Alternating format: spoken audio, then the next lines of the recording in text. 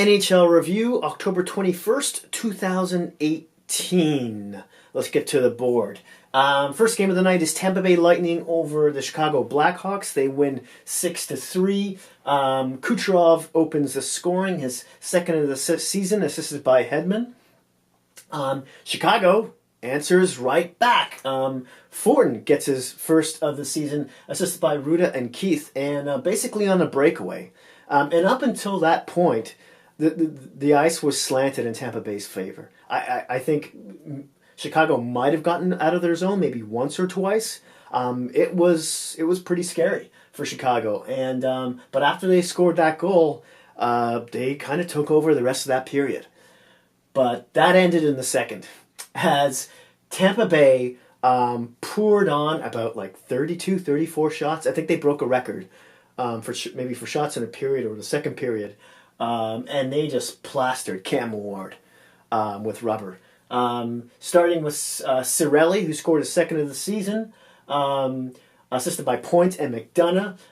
Gord then scored his fourth of the season on the power play, assisted by Palat and Point. Point then gets his second point of the game and his fifth goal of the season by scoring the last goal of the second there, assisted by Kucherov, who also gets his second point of the night. And on the third, it's same old story to start it. Anyways, Hedman gets his second of the season, a second point of the night, assisted by Miller and Girardi. Now, at this point is when I stopped watching this game. I caught most of this game up until that point. I was like, I'll start watching the Buffalo-Anaheim game because it started a bit later. And of course, when I stopped watching it, that's when Chicago started to start playing again. And Camp scores his first of the season, assisted by Ruta, gets the second point of the game, and Davidson. Then Schmaltz gets a goal on the power play, assisted by Kane and Seabrook. Every time I tune in or hear news about Chicago, I hear Schmaltz's name. So that kind of surprises me. That's only his first of the season. And I know Chicago fans are eagerly awaiting for him to put up some more points. Then Tampa Bay kind of closes the door, gets the empty net goal, scored by Callahan, his second of the season, and assisted by J.T. Miller, his second point of the game. Tampa Bay is 1 for 3 on the power play, and Chicago is 1 for 4. Dominique, Tampa Bay's backup, saves 33 of 36, has a decent night. But Cam Ward, really, he let in 2 goals, but he had an amazing game. He saved 49 of 54. 49 and 50. That's just unbelievable. It's Chicago's team defense is really what sunk them here. And I digress a bit. If we go back, there was an amazing save that Dominique made about, I want to say, just over halfway through in the first period, in which he did this sort of 1985 Andy Moog Ferris wheel type of save.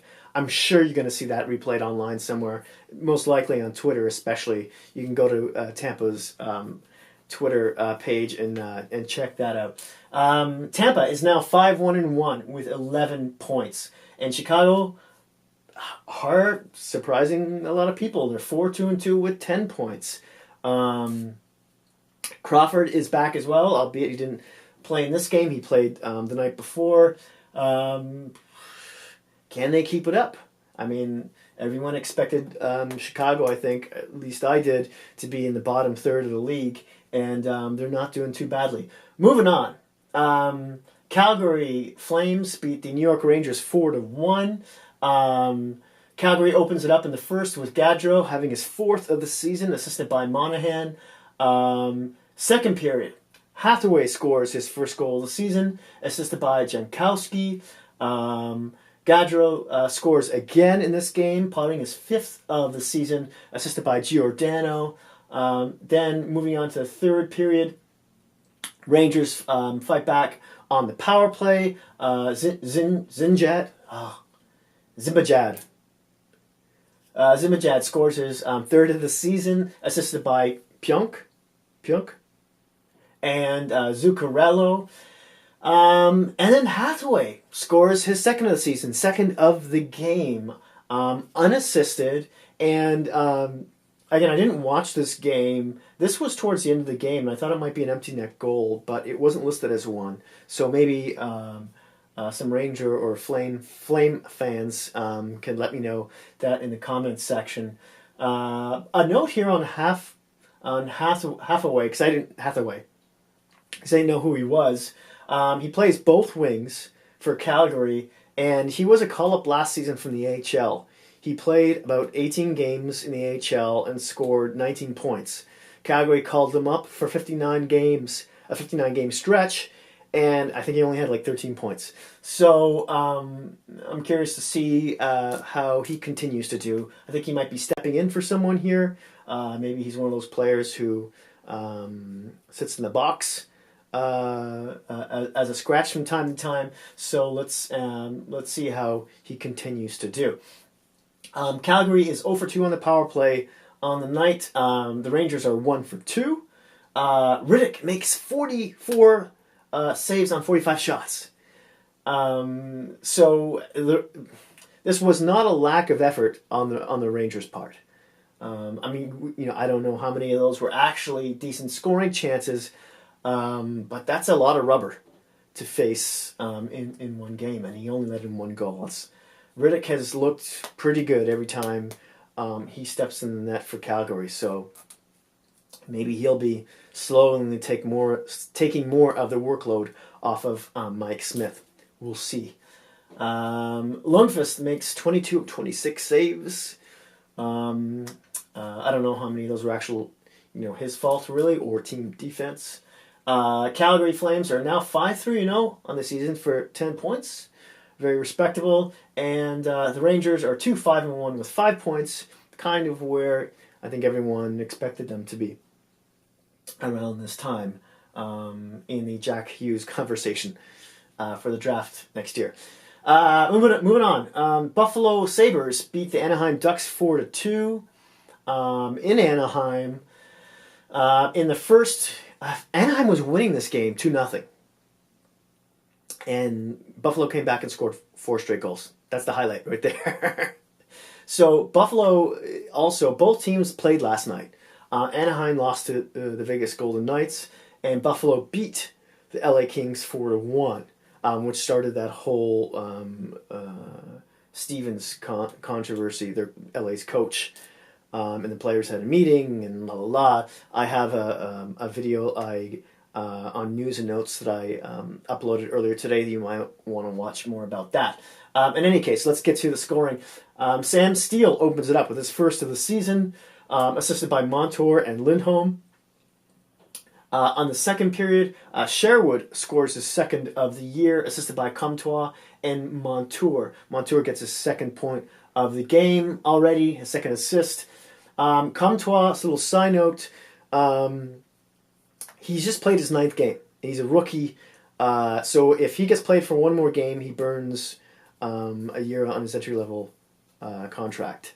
So Murray's, the GM's got a decision to make on him. He's a big body. I think he's like 215 pounds.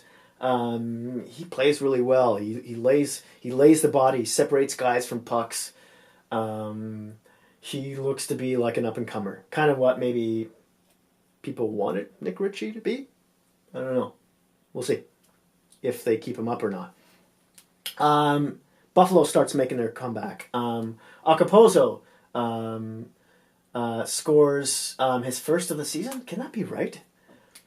That doesn't feel like it's right. That can't be right. Anyways, on the power play.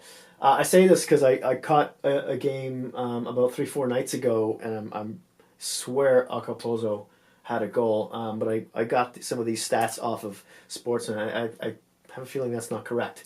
But in any case, Acapulco is probably, if I'm saying that properly, he's probably been one of the most consistent Buffalo Sabres so far this year, and it's good to see because he's been hurt a lot, or since he's come to Buffalo and hasn't played much. And he's been snake bitten, so he does the dirty work in the corners, in the offensive end, and it's good to see him get on the board. His goal is assisted by Reinhardt and Rodriguez. Skinner gets on the board. Gets his 5th of the season and his 4th in 2 nights because he had a hat trick yesterday against Los Angeles. He's on fire. He's on fire. He's assisted by Palmville and Eichel. And moving on to the 3rd period, Ristolainen gets his 1st of the year on the power play. He's assisted by Akabozo and Reinhardt, both of whom get their 2nd points of the night. And then Berglund kind of puts a bow on it with an empty netter, getting his 1st of the season, assisted by Gergensons and Bosnian. Buffalo is 2 for 4 on the power play. That's surprising because, again, a game I called last week. I'm trying. The name of the team escapes me who they were playing. But anyways, Buffalo went. I think it was Vegas. I want to say it was Vegas. Anyways, Buffalo went 0 for 6. 0 for 6 on the power play. And you would think with a coach like Phil Housley, who as a player was known as offensive defenseman who kind of ran a lot of power plays, you'd expect more out of them, particularly on the special teams there. So has the monster awoken? We'll see. Anaheim was 0 for 2 on the power play. Goaltenders, Hutton was in net for this one. He saved 26 of 28. He did a pretty decent job all night. He was steady. Miller saved 41 of 44 shots. I don't have the stat for how many shots Eichel got on that, or per player, but I bet it's probably around 5 at least. They look good. Sabres got a lot of confidence now, especially after that game in LA, and may not finish as low as everyone thought they might. Buffalo is now 5-4-0 with 10 points. They're a game over 500. Anaheim is now 5-3-1 with 11 points. They're starting to cool down a little bit. That's their 2nd loss in a row. And it's a 2nd game in a row with Ryan Getzlaf as well. And his point streak was broken this game, as he had, I think, 3 points in 3 games. And that's in between because he's played 2 games to start the season, was injured for 5. He came back last night, got a point, and here we are. News and notes for the day. During the Buffalo-Anaheim game in Anaheim, the Ducks retired... Oh my God! Paul Correa's number 9 was a really nice ceremony. A lot of alumni were there, including the Niedermeyers and Timo Selänne, etc. And also, when the team came out to practice before the game started, they were all wearing Correa number 9 jerseys, which I thought was classy. Very nice. Anaheim. Good job on that. And in other news, the Oilers place Ty Ratty on the IR with a midsection injury that he sustained in the Boston game a couple games ago because they played Nashville last. He should be out around 2 weeks. We'll see. He's had 2 points in 5 games playing alongside Connor McDavid, and Yamamoto is now taking his place. So, and he's been there now for about a game and a half because halfway through the Boston game and the Nashville game. So we'll see if he grabs hold of that opportunity and where Ratty is placed when he gets back. Monday, October 22nd games. We're looking at Colorado Avalanche versus the Philadelphia Flyers, Carolina Hurricanes versus the Detroit Red Wings, St. Louis Blues versus the Winnipeg Jets, and the Washington Capitals versus the Vancouver Canucks. Thank you so much for watching. As always, I'd love to hear your thoughts and opinions in the comment section below. Please hit that like button if you like the video. Please smash that subscribe button if you haven't already. And if you know any hockey geek friends, please don't feel shy about sharing. I'll see you soon.